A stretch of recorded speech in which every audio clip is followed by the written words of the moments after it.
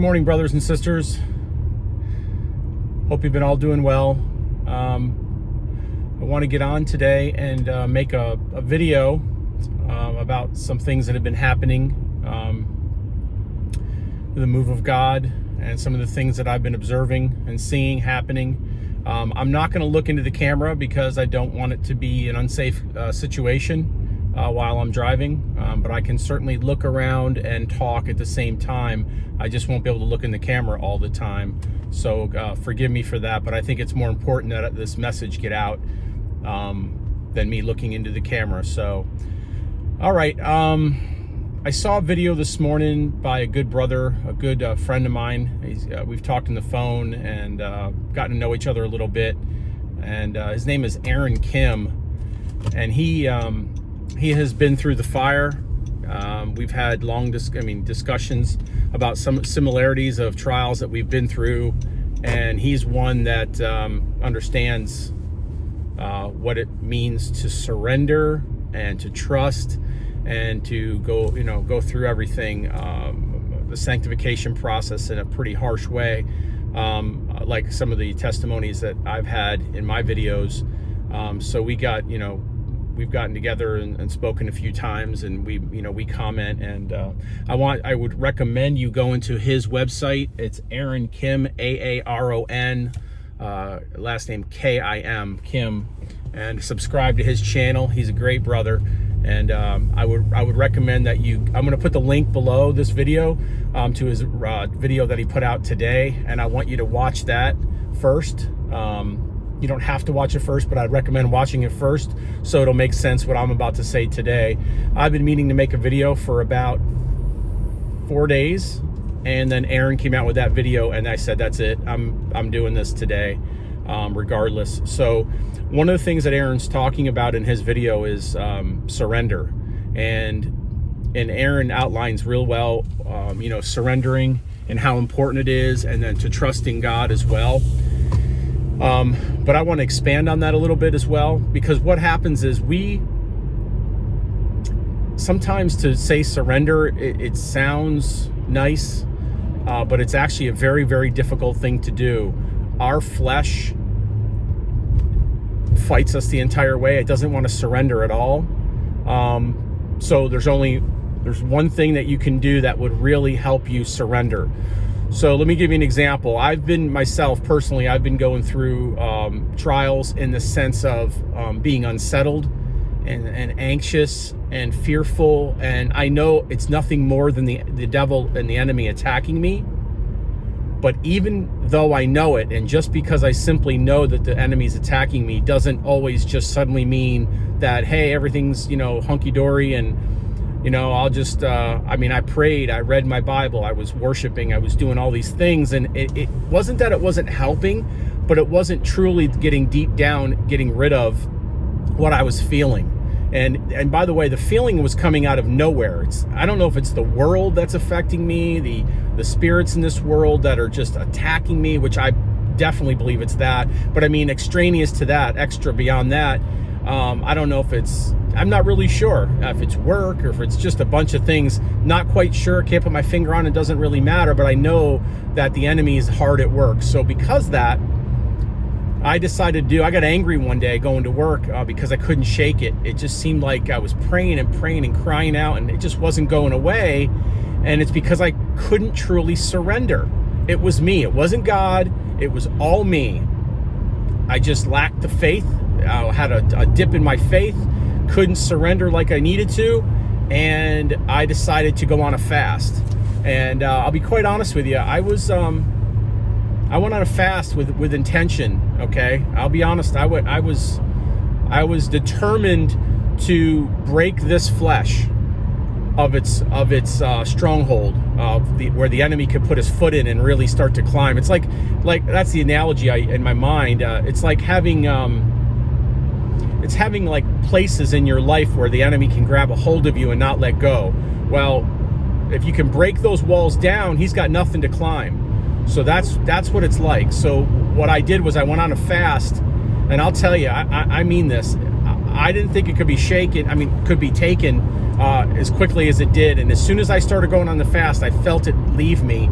I felt all this angst and fleshly, worldly concerns just start to leave me. It just started draining out of me. It was like someone pulled a plug at my foot and just drained all that stuff out.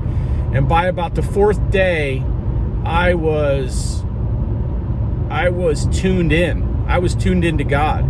So my word to you all out there today is that if you're struggling and you just can't seem to shake it, my particular fast was an all food fast. I drank liquids, so I would have some orange juice and supplements and water and maybe a cup of tea, but nothing that I could chew. That's what my fast was. Now you have to, if you go on a fast, excuse me, you want to do it according to your own health, what's healthy for you. Be careful for diabetics and such like that. You have to do it carefully, but at the same time, you don't necessarily have to fast for days and days and weeks at a time. I mean, you can fast for a day or two or a couple meals and start to, shake that off where everyone's in a different place. So I'm coming to you today with a message of some of you that need to hear this. Fasting is something that you should consider. It's very powerful. It tunes you into God. It tunes you directly into God, and it goes right along with what Aaron Kim was saying in his video today. I was talking to the video while he was talking. I'm literally going, yep, and I was going through all the things that are necessary, and one of the strongest points is fasting. So I don't want to make a long video. I just wanted to make sure I got it out there. I really do hope you're all doing well. I'd love to make more videos, but again, I'm only making videos when I'm prompted by God. I'm not making videos for entertainment purposes. That's not what this is about, but I do want to encourage you.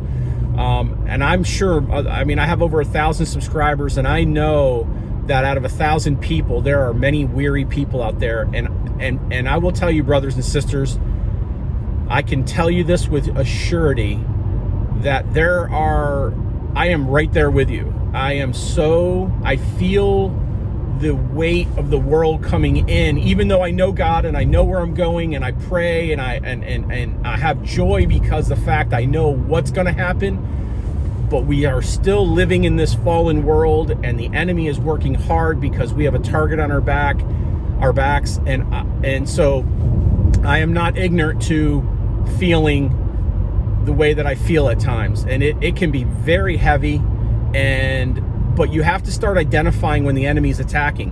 When he's attacking, when you're having thoughts that you normally don't, when your surroundings and your environment and your little world that you live in every day, if suddenly you woke up one day and you're feeling a really bad yuck feeling, like out of nowhere, you have no reason, you're not looking forward to something that you don't look forward to, it's just another day for you, and you get up and you feel really bad and you're having all these thoughts, you need to stop for a second, and you need to realize that the enemy is playing with your head.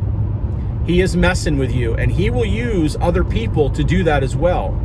So he might use your spouse, he could use one of your siblings, a friend, a coworker. Anybody can be susceptible to that attack, and so that can then reflect upon you and how you feel about your day, and then that might reflect on somebody else at work that normally may have heard something that needed to hear that day. So just know that the enemy's hard at work every single moment. Be consciously aware that you're under attack.